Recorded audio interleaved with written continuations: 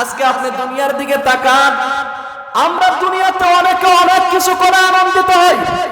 কেউ সুদ খেয়ে আনন্দিত হয়, কথা বলেন। কেউ ঘুষ খেয়ে আনন্দিত হয়। এই সুদের টাকা ঘুষের টাকা যারা কামাইলো, দুনিয়াতে যতদিন জীবিত থাকলো ততদিন পর্যন্তই তারা আনন্দ করলো।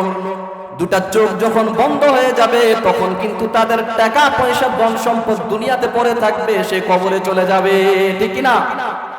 আবার অনেকে মুসলমানি দিয়ে আনন্দ হয়। 20 বছরের চাকরা যুবক মুসলমানি দেয় না। একজন জিজ্ঞাসা করে, চাচা সন্তান তো বালেগ হয়ে গিয়েছে, মুসলমানি দেন না কেন? কবাজি টাকা নাই। কি নাই? টাকা নাই। এবার আমাকে বলুন, মুসলমানি দিতে কত টাকা লাগে? ওই লোক দেখে বলে, চাচা মুসলমানি দিতে তো তেমন বেশি টাকা লাগে না, মুসলমানি দিয়ে দেন না। কয় হাল খাতা করা লাগবে। তার মানে টাকা কালেকশন করবে। কি করবে? টাকা কালেকশন করবে।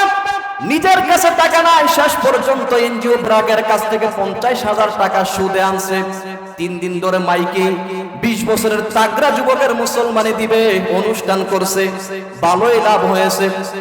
পরের দিন চাচা নেমতকান্দি বাজারে চায়ের দোকানে বসে বসে চা খায় আর গুপে তেল দিয়ে হাসে।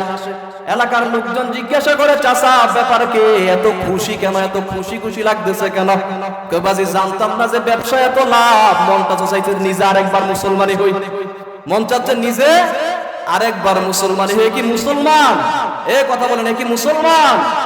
আরে বাংলার জমিনে যদিও গণনা অনুযায়ী বলে 92% মুসলমান, কয় পার্সেন্ট? 92% মুসলমানের প্রয়োজন নাই। যদি বাংলার জমিনে 51% মুসলমানের মতো মুসলমান থাকতো, কোন নাস্তিক মুরতাদ বাংলার জমিনে ইসলামের বিরুদ্ধে কটূক্তি করে টিকে থাকতে পারতো না। আজকে আমরা মুসলমান দাবি করি, আমরা মুসলমান দাবি করি, আমাদের কাজ কামে মুসলমানিত্ব নাই। দাদা মুসলমান, নানা মুসলমান, চাচা মুসলমান, বংশগতভাবে সেই সূত্র আমিও মুসলমান, আসলেও কিন্তু মুসলমানিত্ব আমাদের ভিতরে নাই।